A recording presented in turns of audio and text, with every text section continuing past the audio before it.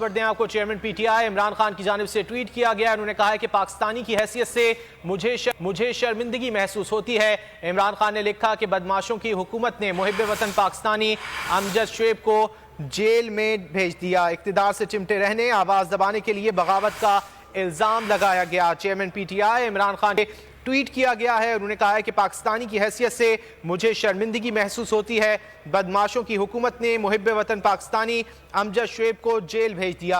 اقتدار سے چمٹے رہنے، آواز دبانے کے لیے بغاوت کا الزام لگایا گیا ہے. چیئرمین تحریک انصاف عمران خان کی جانب سے یہ ٹویٹ کیا گیا ہے. اگر آپ کو یہ ویڈیو پسند آئے تو لائک پر کلک کریں.